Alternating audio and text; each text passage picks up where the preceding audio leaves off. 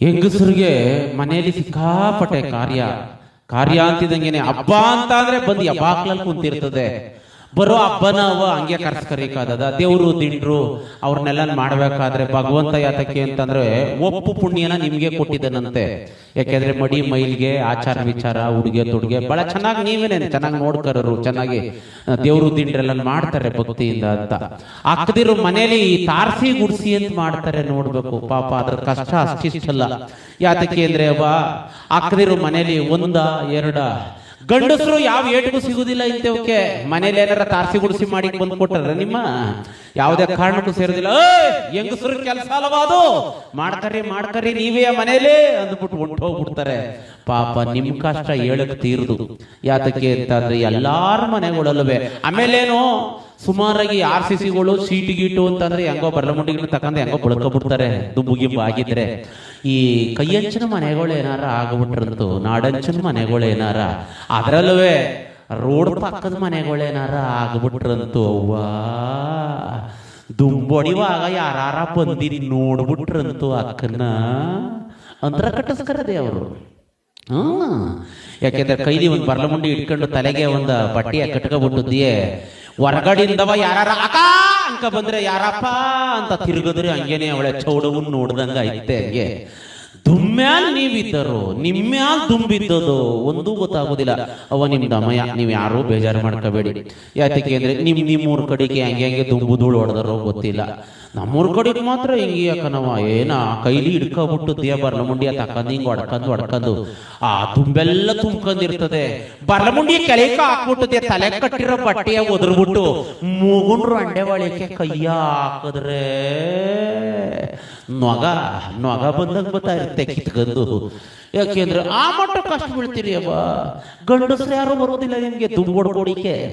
ಏನಾರ ಬರೀ ವಸಿ ದುಂಬೋಡ್ಕೊಡ್ರಿ ಅಂತಂದ್ರೆ ನಮ್ ಕೆಲ್ಸ ಅದು ಅವೆಲ್ಲ ಆಗೋದಿಲ್ಲ. ಬೇಕಾದ್ರೆ ಇನ್ನೊಂದೆರಡು ಸಾಮಾನು ಜಾಸ್ತಿ ಬೇಕಾದ್ರೆ ಹೇಳೋದು ತಂದು ಕೊಟ್ಬಿಡ್ತೀವಿ. ದುಂಬುಗೆಂಬು ಅಂತ ಹೇಳಿದ್ರೆ ನಮ್ಗೆ ಅವೆಲ್ಲ ಆಗೋದಿಲ್ಲ. ನಮ್ ಕೆಂಪು ತಡ್ಕೊಳ್ಳೋಕ್ ಆಗೋದಿಲ್ಲ ನಮ್ಗೆ, ಬಿದ್ದು ಓಡ್ಬಿಡ್ತಾರೆ ಹಂಗೇನೆ. ಅದಕ್ಕೆ ಏನು ಮಾಡಕ್ ಆಗುದಿಲ್ಲ, ನೀವೇ ಕಷ್ಟ ಬಿಡಬೇಕು. ದುಂಬು ದುಡಿ ಹಂಗ ಸುಮಾರಾಗಿ ಹೊಡ್ಕ ಬಿಡದ. ಅವ್ವ ಈ ತಾರಸಿ ಗುಡ್ಸಿ ಅಂತದೆಲ್ಲ ಅದ್ರ ಕಷ್ಟನೂ ಒಸಿ ಅಲ್ಲ. ಏನು ಒಸಿಯ ಕಷ್ಟ ಬೀಳೋದು ನೀವು ತಾನೇ. ಮನೇಲಿರೋ ಪಾತ್ರೆ ಪಗಡೆ ಪನವಾಸೆ ಎಲ್ಲ ತೆಗೆದು ಬೀದಿ ಒಳಿಕೆ ತುಂಬ್ಕೊಬಿಟ್ಟು ಅವ ನಿಮ್ ದಮ್ಮಯ್ಯ ನನ್ನ ಮೊದ್ಲು ಹೇಳಿ ನಿಮ್ಮೂರ್ ಕಡೆಗೆ ಹೆಂಗ ನಮ್ಮ ಪ್ರಾಣ ಗೊತ್ತಿಲ್ಲ ಕಣ್ರವ. ನಮ್ಮೂರ್ ಕಡೆಗೆ ಮಾತ್ರ ಹಿಂಗೆ ಹಬ್ಬ ಹುಣ್ಣಿಮೆ ಜಾತ್ರೆ ಉತ್ಸವ ಅಂತಿದಂಗೆನೆ ಏನ ಅಟ್ಟದ ಮೇಲಿರೋ ಪಾತ್ರೆಗಳೆಲ್ಲ ತೆಗೆದು ಕೆಳಗೆ ಕುಡಿಕತ್ತಾರೆ. ನಾನು ಸುಮಾರು ನೋಡ್ತೀನಿ ಪಟ್ಟ ಹೆಂಗೆ ತೆಗ್ದಿ ಬೀದಿ ಒಳಿಕೆ ತುಂಬ್ಕೊಬಿಟ್ಟಿದೆಯೇ. ಈ ನಲ್ಲಿ ನೀರ್ ಬಿಡ್ತಾರಲ್ಲ ಅವ್ರ ಮನೆ ತಕ್ಕೆ ಒಯ್ತಾನೆ ಇರೋದಿಯ. ಅಣ್ಣ ನೀರ್ ಯಾವಾಗ ಬಿಟ್ಟಿಯೇ ಅಣ್ಣ, ಕುಡಿಕು ನೀರ್ ಮಡಿಕೊಂಡಿಲ್ಲ ಕಣ, ಎಲ್ಲ ನೀಚಿ ಮಡಿಕೊಂಡ್ಬಿಟ್ಟಿವ್ನಿ ಅಣ್ಣ, ನೀರ್ ಯಾವಾಗ ಬಿಟ್ಟಿಯೇ ಅನ್ಕೊಂಡು ಒಯ್ತಾನೆ ಇರೋದಿಯ. ಪಾಪ ಅಣ್ಣ ಎಷ್ಟು ಜನಕ್ಕೆ ಅಂತ ಹೇಳನವ. ಹೇಳಿ ಹೇಳಿ ಹೇಳಿ ಸಾಕಾಗೋಗಿರ್ತದೆ. ಸಂಜೆ ಹೊತ್ಗಂತಾರೆ ಏನಂತವ, ಅಕ್ಕ ಮೋಟ್ರ್ ಸುಟ್ಟೋಗ್ಬಿಟ್ಟದೆ ಕಣವ, ಇವತ್ತು ಬಿಡೋಕೆ ಆಗೋದಿಲ್ಲ ಅಂತ ಅಂತಾರೆ. ಮುಗ್ದೋಯ್ತು. ಹಂಗಂದು ಹೇಳ್ತೀನಿ, ಯಾವ ಗ್ರಾಮ ಪಂಚಾಯತಿಯರು ಉಳ್ಕೊಳ್ಳೋದಿಲ್ಲ, ಯಾವ ಜಿಲ್ಲಾ ಪಂಚಾಯತಿಯರು ಉಳ್ಕೊಳ್ಳೋದಿಲ್ಲ. ಎಲ್ಲಾರನ್ನೇ ಏನ್ ಬೀದಿ ಒಳಗೆ ಗುಡ್ಸಿ ಗುಂಡಾಂತರ ಮಾಡಿ ಮಡಗ್ಬಿಡ್ತಾರೆ. ಹಂಗೆ ಯಾರನ್ನೂ ಉಳ್ಕೊಳ್ಳೋದಿಲ್ಲ. ಹಂಗೆ ಅಯ್ಯೋ ಅವ್ನು ತಿಥಿ ಮಾಡ ಹೋಗು ಅನ್ಕೊಂಡದಿಯ. ಪಾಪ ಅಣ್ಣನ ಕುಂತಿತ್ತವೆ ಹೊಂಟೋಗ್ಬಿಡ್ಬೇಕು ಅವರು. ಆ ಮಟ್ಟಕ್ಕೆ ಶಾಪ ಹಾಕ್ತಾರೆ. ಆಮೇಲೇನು ಕರ್ಗಿರೆಂಟೇನಾರ ಮಧ್ಯದಲ್ಲಿ ತೆಗೆದು ಬಿಟ್ಟ ಅಂತ ಅಂದ್ರೆ ಅದಕ್ಕೂ ಶಾಪವ ಹಾಕ್ತಾರೆ. ಪಾಪ ಅವ್ರೇನಾರ ಹೆಚ್ಚು ಕಮ್ಮಿ ಆಗಿ ತೊಂದರೆ ಗಿಂದ್ರೆ ಆದಾಗ ಕರೆಂಟ್ ತೆಗಿಯೋದು ಬೇಡವಾ? ಪಾಪ ಲೈನ್ ಮ್ಯಾನ್ಗಳ ಕಷ್ಟ ಅಷ್ಟಿಷ್ಟವ. ನಾವೇನೋ ನೆಮ್ಮದಿನ ಮಳೆಗೆಳೆ ಹುಯ್ತಾ ಇದ್ರೆ ಹೋಗಿ ಹೊಟ್ಟೆ ಒಳಗೆ ಸೇರ್ಕೊಂಡ್ಬಿಡ್ತೀವಿ. ಪಾಪ ಅವ್ರು ಮಳೆಲೇ ನೆನ್ಕಂದದ್ದೆ. ಪಾಪ ಬಹಳ ಕಷ್ಟ ಬೀಳ್ತಾ ಇರ್ತಾರೆ.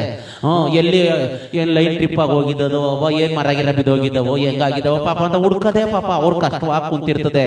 ಹೊಟ್ಟಿಲ್ ಕುಂತ್ಕೊಂಡು ಅಕ್ಕ ಹೆಂಗ್ ಶಾಪ ಆಗ್ತಾರೆ ಅಂದ್ರೆ ಅಯ್ಯೋ ಕೈ ಮಿಣಿನ ಕಡಿಯ ಹೋಗು, ಈಗ್ಲೇ ತೆಗಿಬೇಕಾಗಿತ್ತ ಕರೆಂಟ್, ಇನ್ನೊಂದು ಅರ್ಧ ಗಂಟೆ ಬಿಟ್ಕೊಂಡು ತೆಗ್ದಿದ್ರೆ ಅವ್ರ ಅಪ್ಪನ ಮನೆ ಗಂಟೆನಾರ ಹೋಯ್ತಿತ್ತ ಅಂದ್ಬಿಟ್ಟದೆ.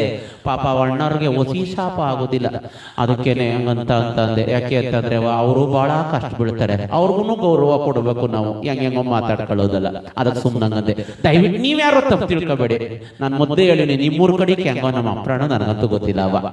ನಮ್ಮೂರ್ ಕಡೆಗೆ ಅದ್ರಲ್ವೇ ನಮ್ಮ ಅವ್ವಿದ್ದಳು ಈಗ ಉಪವಾಸ ಹಬ್ಬಕ್ಕೆ ಮಗ ನೀನ್ ಇದ್ದಂಗೆ ಮಕ್ಕಳ ಅಟ್ಟ ಕಿತ್ಕೊಟ್ಬಿಟ್ಲೆ ಬೆಳಿಕಬಿಡ್ತೀನಿ ಅಂತ ಅಂದ್ಲು. ಅಟ್ಟದಲ್ಲಿ ಪಾತ್ರೆಗಳ ಹೆಂಗ್ ಮಡಗಿರ್ತಾರೆ ಅಂತಂದ್ರೆ ದುಂಬು ಧೂಳು ಆಗ್ದಂಗಿರ್ಲಿ ಅಂತ ಅದ್ರ ಮೇಲೆ ಹಳೆ ಗೋಣಿ ಚೀಲ ತಾಟು ಸೀರೆ ಎಲ್ಲ ಒಸಿ ಬಹಳ ಉಪಚಾರದಲ್ಲಿ ಮಡಗಿರ್ತಾರೆ. ಆದ್ರೂ ವರ್ಷಕ್ಕೊಂದ್ಸಲಿ ಅವನ್ನೆಲ್ಲ ತೆಗಿಬೇಕು, ತೊಳಿಬೇಕು, ತಿರ್ಗಾ ತಕೋಗ್ ದಬಾಕ್ಬೇಕು. ನಾನು ನಮ್ಮ ಅವನ್ಗಂದೆ, ಅವ ವರ್ಷದಲ್ಲಿ ಅವನ ಒಂದ್ಸರಿ ಉಪಯೋಗಿಸವಿಲ್ಲ, ಏನೂ ಇಲ್ಲ, ಸುಮ್ನೆ ಯಾಕವ ತೊಳೆದಿಯೇ ಅಂತ ಅಂದೆ.